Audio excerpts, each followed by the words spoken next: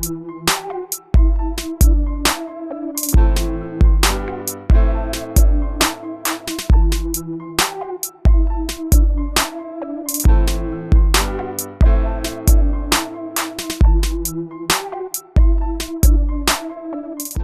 I'm here to talk about how to move on, especially if you're in a toxic relationship, especially if you feel like you're unhappy, you're in a relationship, you're unhappy, toli musanyufu.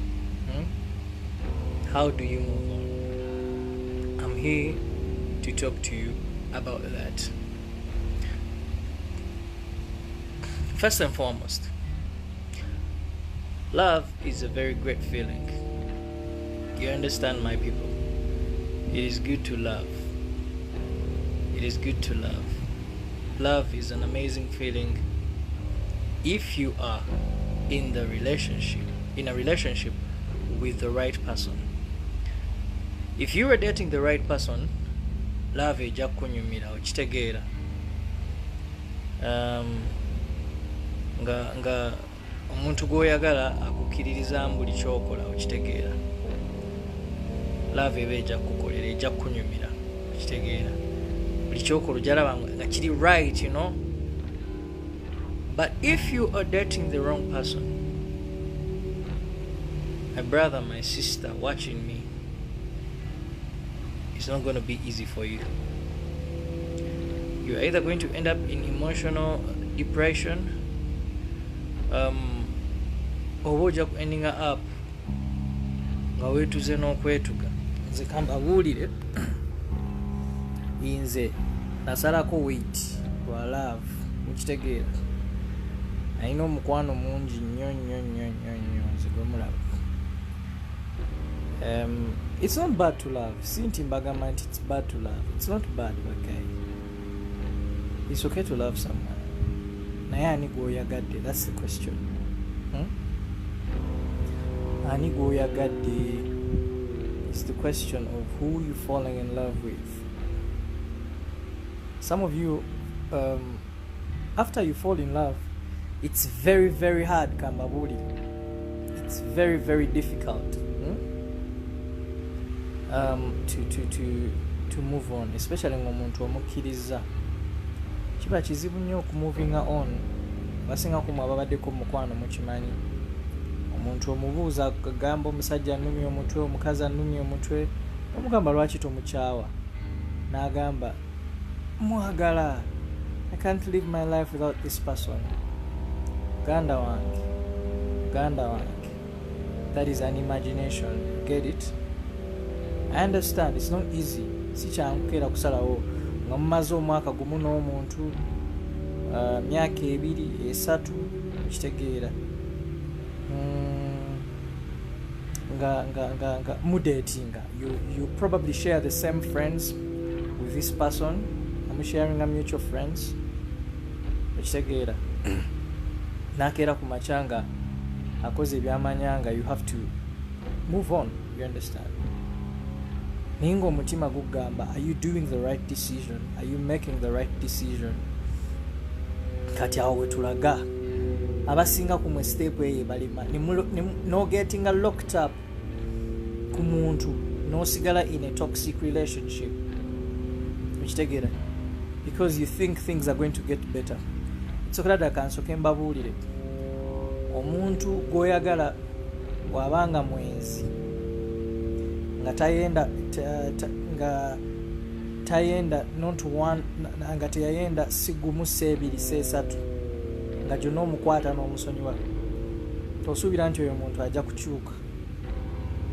Tokirowooza nako nolowooza nti oyo omuntu agenda kukyuka. Omwezi ajja kusigala nga mwezi. Nze mbabuulira. Nze ababuulira, guys. I've been there, I've seen it. People never change. It's hard. You can't just change someone. Muntu omusanze omuze gumulimu tosobola gumukyusa. Kitegeera? So tolowooza nti ojja kuddaawo obudde bw'onoomala ng'otrying okuchanginga omuntu oyo. Ojja kuba very disappointed, I'm telling you. Ojja kuba very disappointed.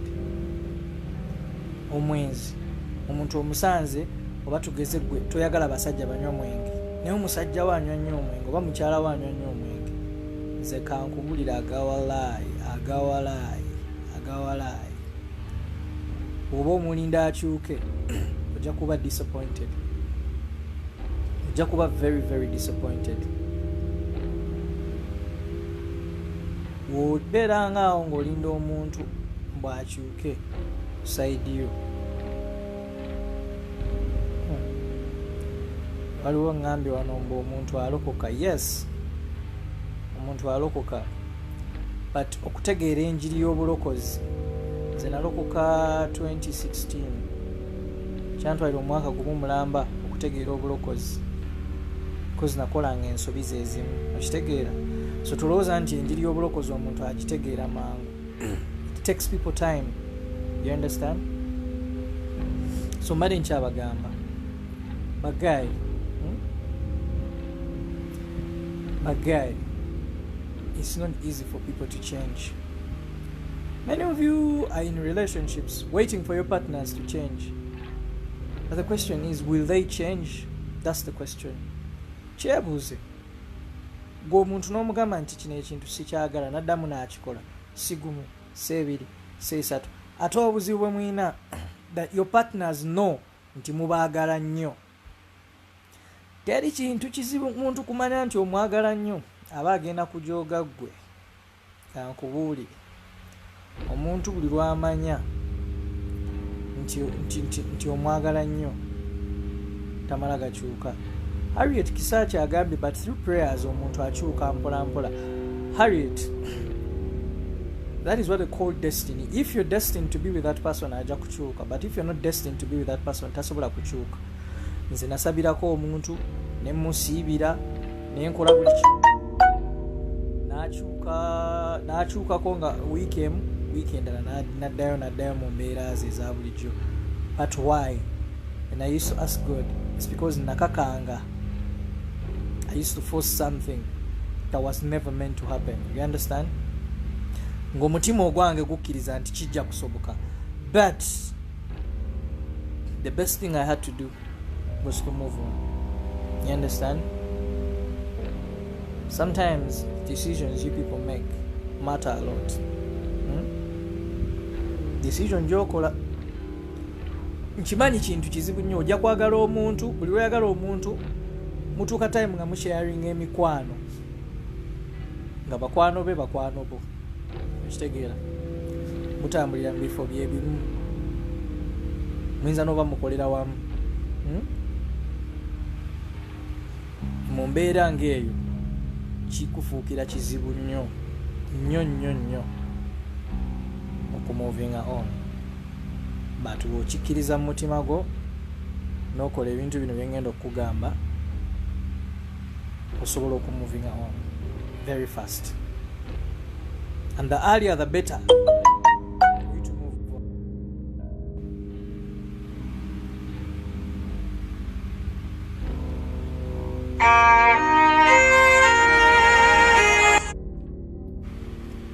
Munsonyiwe basebo ne banyabo, muzeeyi wange abadde ankubidde, taata wange abadde ankubiddeko, so munsonyiwe nti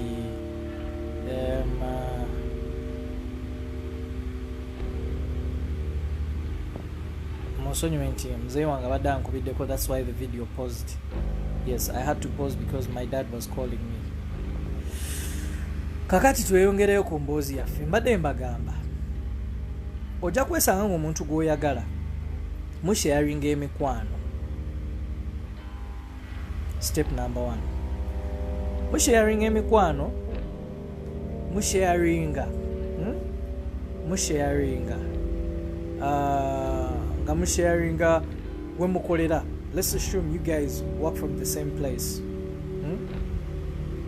Ekitegeera temuvudde ku ekyo.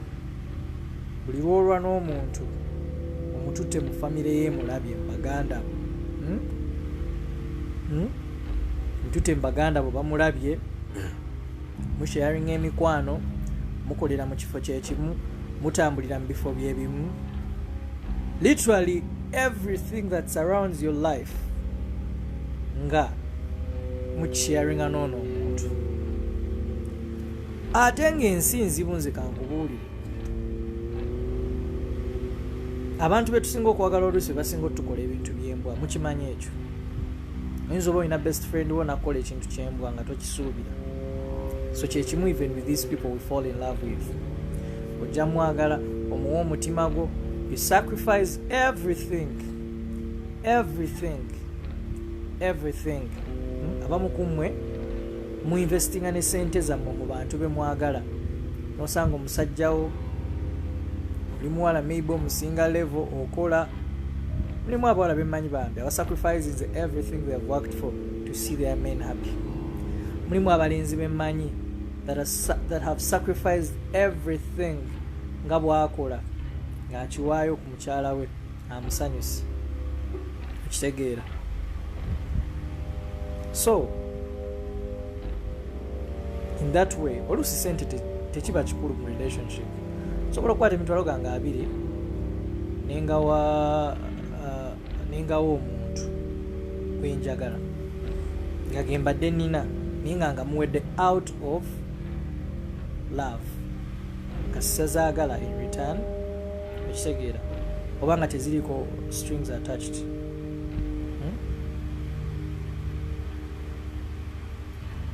naye let me tell you one thing guys.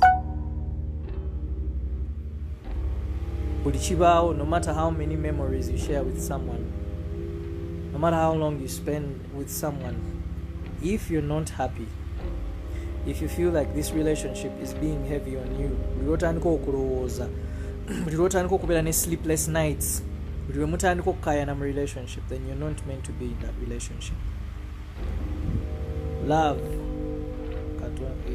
Love is supposed to be like Valentine every day.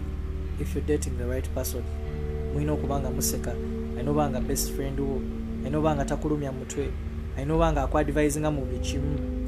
Naye buli lwotuuka mu relationship ng'omuntu gw'oyagala talina time yo, olinga amwesibako obwesibi, ky'omugaana kyakola takuwuliriza, then omanya nti oli mu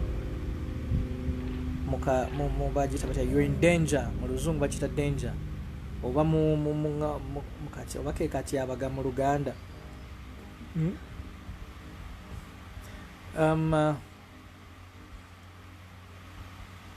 Waliwo wano musoke mulindeko some comment yeah. So anyway, mbadde nkyabagamba guys,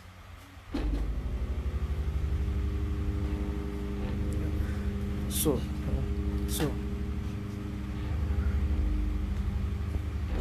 mbadde nkyabagamba guys, I was still telling you, when you were in a relationship, moving on is very simple for you if you do the following things that I'm going to tell you. If you find yourself that you've had misunderstandings with the person that you're dating and you feel like it's high time for you to move on, or you feel like you need to break out of that relationship, what do? The biggest mistake that most of you make is you stay in contact with your exes. You understand? It is good to stay friends with your ex kasitoba nga tokyalina mu feeling eri nti omwetaaga back, you know, that you need them back into your life. It is good to keep that ex as your friend, because we are not here to hate people. God sent us here to love people, you know. But if you still nga ku mutima okyayagala ex wo omwetaaga bubi nnyo nga tokyalimu eyo state nti mwakaawukana omutima gukuluma, what you have to do is one thing. You need to cut communication with that person. How? Stop following that person on social media, you know, whether it means blocking the person, do it. Soko chikole wetereza omutima go, because ogenda kubeeraawo ng'olaba omuntu ono musanyufu, mwayawukanye naye ate ye musanyufu, wamulabya uploadies akafaananyi ali ku beach ne bakwano be, ebyo byonna bigenda kukuluma, bigenda kukulemesa okuthinkinga straight, bigenda kukulemesa otereera. Naye oba nga tolina information about this person, osobola okweterezanga gwe, then you can later make that person your friend. Okitegeera? Then you can later make that person your friend ng'omaze okumanya nti oteredde. You understand? That's what I'm telling you guys. The other thing is, these mutual friends that you have with that person, you need to you know, cutting their conversations. You know, cutting their conversations. Bajja kujja bakunyumize ebintu ebikwatagana ku muntu gwe mwaka okana naye. What are we gonna do? First time guys, what are we gonna do? Eh? What are we gonna do? So ko itire ko then ujja kumpereza ka WhatsApp. Ogenda komawo. Guys, stay on. I'm still talking to my ex. Eh? Ozovuga. Eh? Wina sticker. Hawana. Ogenda jimu desire same.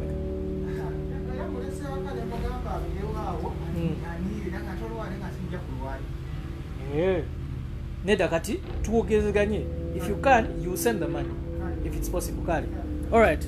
I was talking to my cousin, guys, katika today. Chebwino okumanya. You cannot move on in a relationship. Tekambabuli. Omuntu mwagala osobola ku moving on. Ngochali mu contact with that person. Ekijja kukiriziganya nange oba mukiwakanye n'ekituufu. Gwe buli lwokeera nga leero mwayawukanye ne Tom. Let's say it's a lady. Which I number at Tom. You're still seeing Tom's status. Which I have a status say I'm following up on Instagram, I'm following up on Facebook, I'm following up everyone. Omutima gugenda kulumira bwere. I'm telling you. Because ogenda kera kumachola bo omuntu nga ali happy. Ayawukanye chokaye musanyufu. Obulamu bwe bugenda maaso. Obujja bukulume. I'm telling you, obujja bukulume. These things are going to affect your brain. Begin to affecting obwongo bwe ndowooza yogenda lekerawo okulya. Okitegera ogenda lekerawo okwebaka ngolowooza ku muntu oyo. Naye ate nga wosala communication with that person, you can think straight. Think straight how? Mwenze wagayi kambagambe nina omwana gwe nali njogera naye nangamba it's hard to move on. It is very easy to move on. Obanga wali osobola okufiirwa omuntu gw'oyagala n'afa mulamu n'okaba amaziga n'okkiriza n'okkiriza nti omuntu ono afudde tumutaddeyo agenze n'oguma n'ogamba kankole ki kantambuza obulamu bwange kantambuza obulamu bwange zikiriza agenze kiki ekikumakinga sure that you cannot move on kw'ono omuntu gwe wasanga obusanzi ku nsi okitegeera Bana abalenzi bana abawala mbasanze ku nsi okitegeera mbasanze ku nsi. Some of you love these people tembazaalirako n'abaana. You don't have kids with them. Gamba nti mulina omwana n'omuntu kigenda bakizibu okitegeera.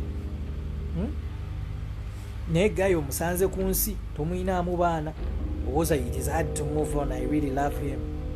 I understand. Nange naliyo nze nno ate byannuma nze nalema okulya nze kambabulire guys. Inze omutima gwannuma mwe bagayi. Inze omutima gwannuma buuza.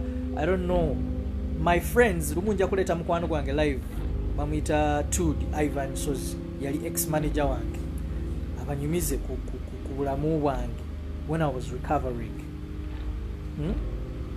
Moving on is very hard guys. Ate nga sibanenya buli muntu alina okuyita mweno phase. Olina okwagala olina okukyayibwa oyagala oba toyagala olina okwagala olina okukyayibwa era obanga tokyayibwangako manya nti one time like this ojja funa omuntu akwagala kukyawa okitegeera.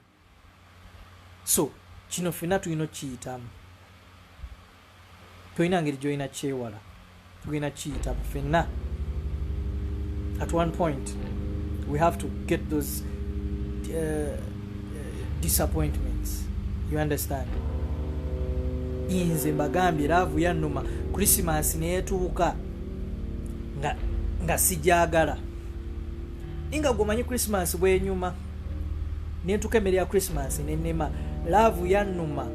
Kambabuulire mmwe laavu yannuma 31st neetuuka nga tennyumira. Laavu yannuma ku birthday yange bakwano bange baali bankoledde party nenfuluma wabweru ng'entamye. Can you imagine? My friends got money, invested it, in me to make me happy. Actually, they didn't invest it. It was an investment. They contributed their money to make me happy. And when they contributed their money to make me happy, bankolera party. Inze mbola kuba mutima gwali gunnuma nti omuntu gwe nali njagala tazze ku party yange, tulinamu misunderstandings, ninnyonona party yonna, nenekyanga saagala kusala keeki, kyokka bakwano bange baali beefiiriza obusente bwabwe. That's why I'm telling you, when you have the time to move on, please move on. Please move on. When you have the time to move on. Waliwo nabagamba mbu sorry dear, stay strong. Zinaterera dda ndi musanyufu. Bannange gwe tulaba ettama we lyagejja keberako ebifaananyi byange ebyemabega myaka ng'ebiri.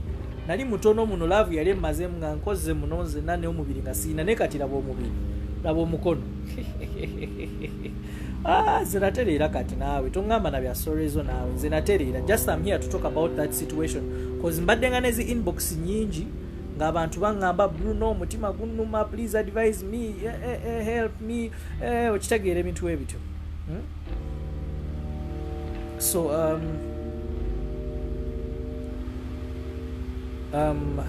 era nze wano kubagamba that anything is possible, guys.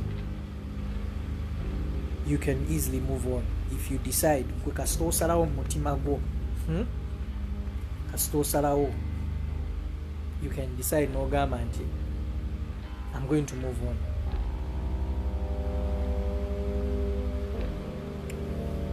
Waliwo wana abali mu kungamba sorry, bannaye mulekerawo okungamba sorry, nze natereera, I moved on, I'm now fine. Era kati nze tonyumiza bya kukaaba, sisobola kukaaba, sikyasobola kukaaba because a step nagiyitamu kati njimanyi. Ate kambabulire the beauty about moving on. Omala okumoving on is the best life. Nze na moving on nengejja. Wali nali nsaze weight, nasala kilo 40 nagaininga kilo endala 30. Nentandika, things started moving right because I was thinking straight, I was thinking right. You understand? Nga buli kimu ndowooza right. Tegeera. Bannaye mwegendereza abantu be mwagala. Mwegendereza abantu be mwagala. Muli mu kwagala abantu, temumanyi kye babaagalako. Kitegeera. Ate abantu bafera, abantu bafuuka bazanyi ba firimu, I'm telling you. Abantu bafuuka bazanyi ba firimu. Tajja kuwulira nti he is with you because you're giving him money, or she is with you because you're giving her money. You understand? Bantu bafuuka bafere. Ajja kutunza script enfu ya firimu. Kitegeera. Kitegeera. Ajja kutunza script enfu. Muli mulaavu n'abantu abaki abafere. Enensi bantu bafuuka bannakyemalira. Okitegeera. So you guys need to be extra careful. Extra careful. Mulina obuzibu naddala mmwe the younger girls that are working, abamanyi okukola. Mulina obuzibu amaanyi nti mugwa mulaavu n'abafere. Njogera ku nsonga eno, waliwo story gyenafunye. Omanyi nze ffe wetubera ffe ng'abayimbi, naddala nga nze akebera inbox zange ku page yange, abantu bampeereza message because bamanyi nze mbaddamu mbawa advice. Omwana omu ali think Jordan yali ngamba nti mbadde nga nayagala omusajja wange, twali tweyiya nengena nenkola, ntandika omuweereza akasente tukole ebintu, naye nakizudde gayi talina kye yakola. On top of that, sente zonna zinamuweereza, yafunamu omuwala omulala. Mutima ne gunnuma. You understand? Anaye abasajja abali online at this time, I want you to know one thing. Omukazi waakwatanga sente ye n'agikuwa, manyi omukazi oyo akwagala. Nazeefiriza n'agamba kuba abakazi naturally women are meant to be given, you know? They are meant to be given. We are supposed to provide for them. You get it? Naye omukazi kasita akwate sente ye. My brothers, listen, my brothers. Omukazi kasita akwate sente ye. N'agikuwa n'agamba nti Robert oba Bruno oba John kwata ogende weezimbe oyongereko ekintu okutuzimba. Respect that. I'm telling you, men. Respect that. Omukazi akwata mu nsawo ye n'akuwa sente ye. Respect it.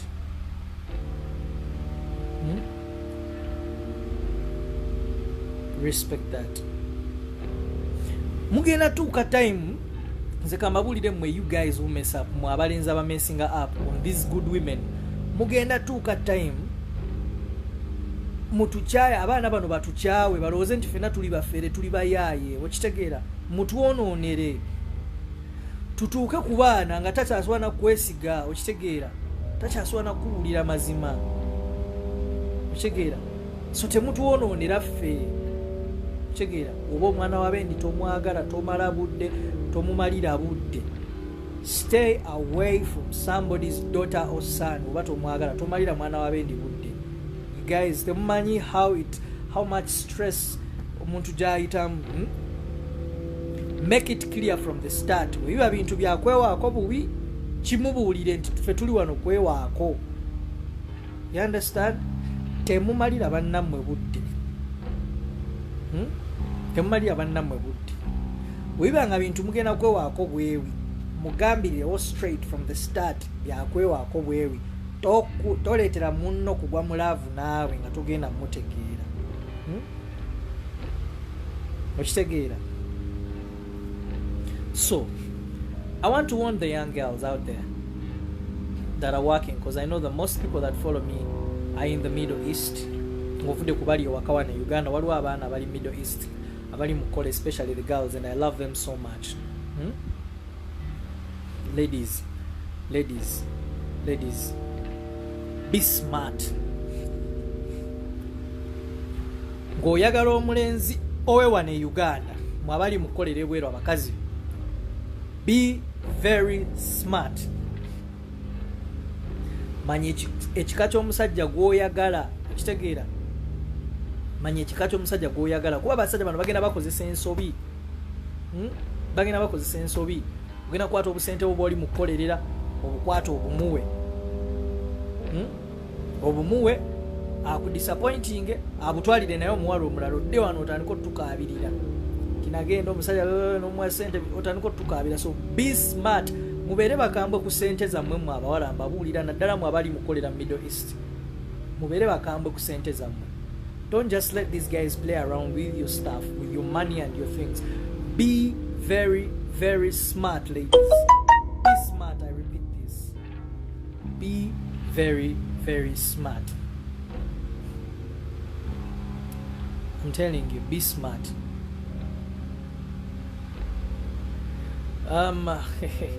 Waliwo ngambye Bruno gwe wasooka naye nawe wasooka naye okyamena. Bruno, money is the biggest problem. That's why both parties can't tell the truth.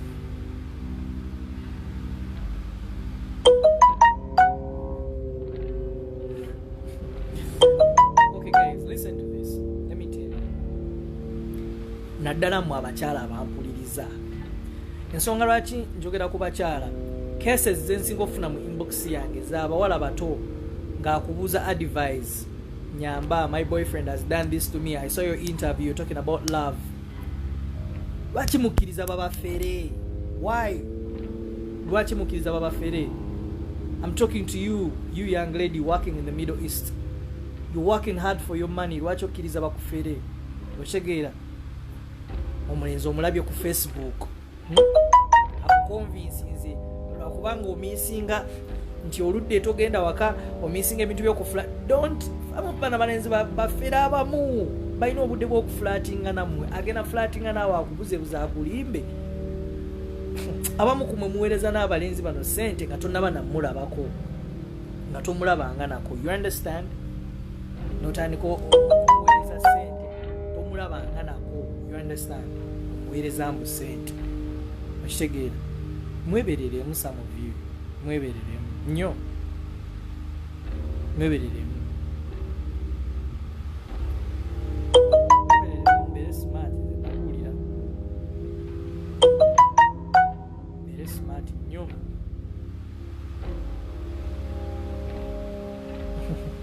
waliwo ngambye thanks though we have already made the mistake we gave them already and we picked a leaf kasita wayiga kyekirungi yes the problem also women don't like the truth always want to be lied Kevin olimba olimbye waki oba olimba omwana wabe nagembo bye babagala ebyokulimba nedda so kakati ndi wano mbabuulira how do you move on cut communication with that person nkimanyi kiruma kizibu naye oyagala kufikisinga mutima gwo oyagala kwesonyiwa muntu ono cut communication stop following that person on Facebook Instagram WhatsApp wekiba kisoboka n'ennamba yo osobola osooka n'ogideletinga osooka otereza omutima gwo omala otereza omutima gwo then later on ng'okimanyi nti osobola otereza omutima gwo you can be friends with that person ate njagala obbalabula never go back to your ex. I repeat, never go back to your ex. You can argue with me, you can believe what I'm trying to tell you, but never go back to your ex. Akadanyuma kabinyo, I'm telling you. I have made that mistake and I regret it. Going back to your ex is the worst mistake. Nchodira omuntu. Mamu kumwe abantu babakyawa. Namala okukyawa oyo muyayi oba oyo mukyala namala okukyawa. Nagenda eyo ne bamala omubonyaabonya omuyisa obubi. Nadda n'akusiimulizaako ebisooto. Don't accept that rubbish. Never accept that nonsense. I'm telling you. Never. Wacho bukiriza omuntu okoma akusimulizeeko ebisooto nga in the first place yakulekawo kati agenze eri bamukulusanyiza bamuyisiza bubi akomyewo akusimuliddeko ebisooto. Don't allow that. Don't. I'm telling you. Never ever allow that. Tokikirizanga. Era akaddanyuma kabi nnyo nze mbabuulidde. Never go back to your ex. Tochigezanga tochikola ebansobi amaanyi nnyo togikolanga mbegayiridde don't try it. Don't tochigezanga because wonodde emabega ng'omuntu yakumenya omutima noddamu n'omuddira bw'anaddamu n'agumenya agawalayo ogenda kufa. I'm telling you this. Bwaddamu n'agumenya nga yali yagumenya n'omuddira ne mumalawo emyezi nga 8 n'omala n'okkiriza n'omuddira oba ne wayita emyaka ng'esatu bw'anaddamu n'amenya omutima gwo and chances are high nti ajja kugumenya because nakugambye bwe twabadde tutandika live feed eno abantu tebayiga abantu tebakyuka. Don't be convinced that people change. Oba wagwa mu relationship n'omuntu omwenzi tebakulimba nti ajja kukyukirawo. It's not easy for people to change. Kitegeera omuntu waba ina habit gy'otayagala ng'ogimugambye emirundi n'emirundi n'asigala ng'agiddamu persistently tagenda kukyuka. Ekyo kikkirize oba kigaane tagenda kukyuka. I'm telling you tagenda. I'm telling you this. The person will never change. So kati wuliriza byange toddira muntu tokola nsobi eyo nkubuulidde nti ono omuntu agenda yakulekawo n'agenda mu bakusinga nga bw'alowooza kati mu byagendako bagamba abakusinga bamulumizza bamumenya omutima okitegeera akuddidde akomyewo agambye baby I miss you. Don't be fooled by those messages. I miss you. nga yakugamba it's over kati agamba I miss you. Don't listen to that nonsense. Don't listen to that crap. Don't even buy it. Temubikkiriza ebyo bintu. Temukkiriza kubafiira to that beat. Don't.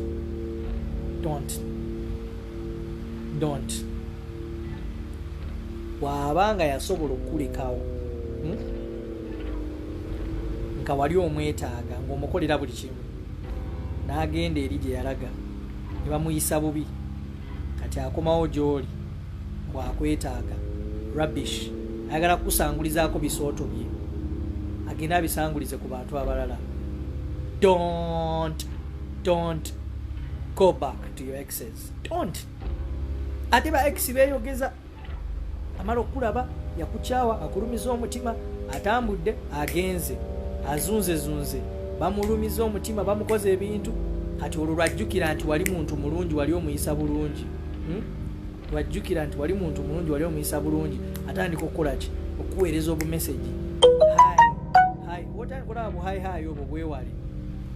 Don't be tempted to go back. Njalo bawoninga ekirala, don't be tempted to have anything sexual with your ex because it's going to build that relationship back.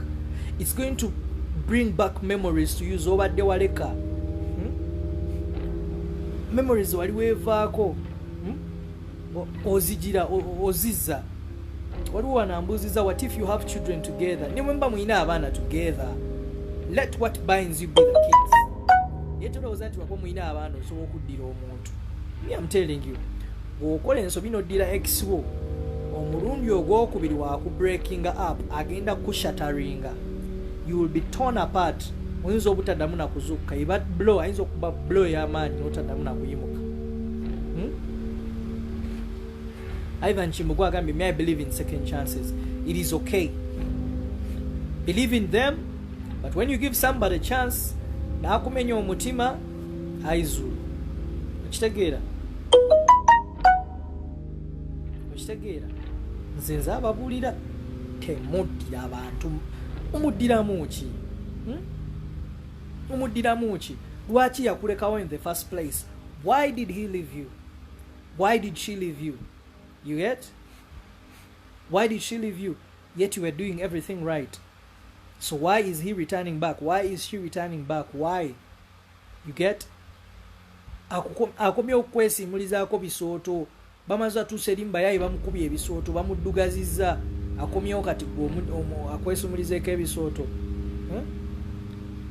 You get? Temukkiriza bambi. Don't allow those things. Tembikkiriza. Don't.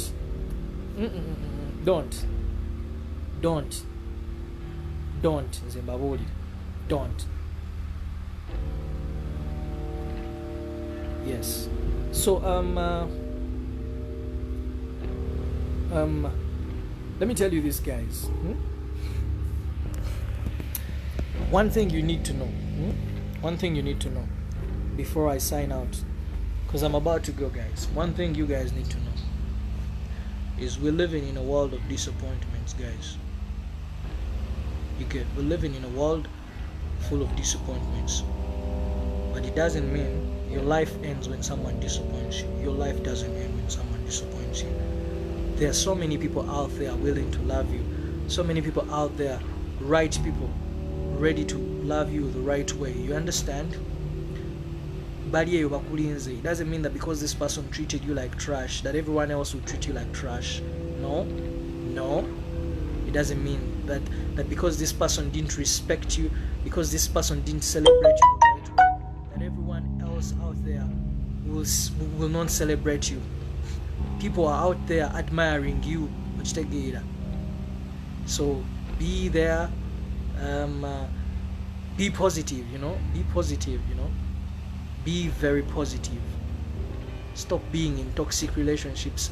Because you feel you can't find anyone better, anyone to love you. You're going to find much more better people than that person you've been dating. People ready to appreciate you. People ready to love you. I have stories of my friends who dated and were dumped. And after being dumped, they met the love of their life. They got married to the love of their life. they would never ever get married to these people that they are with right now and they have families with. So one thing that I want you people to know, guys, sorry, my live feed paused because somebody was calling me, you know, somebody is trying to call me. But as I conclude, I would like to tell you this, guys. Move on if you're not happy. Move on, and move on when it is too early. Move on when it is too early. Tolwawo, don't wait for people nti oyagala akyuke. Tagenda kukyuka. They're not going to change. Tagenda kukyuka. So move on when you still have the time. Second, women, be very vigilant. Mwewala abafere, ekyo nakibagambye dda.